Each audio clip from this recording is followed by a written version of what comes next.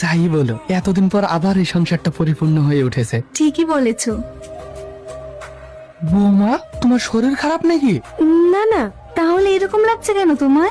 না না, আমি ঠিক আছি। স্নেহা, তুমি কি ভেবেছো এইসব গিফট দিয়ে আমাকে মানিয়ে নেবে? কখনো না। ফুল, চকলেট, কেক, তুমি কি করে জানলে আমি এসব পছন্দ করি? Happy birthday Sneha.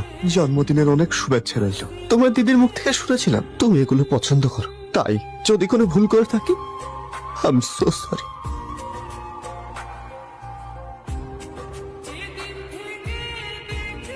তুই এতটা নিচে নেমে গিয়েছিস? বাড়িতে নতুন বউ খাবার নিয়ে বসে আছে, আর তুই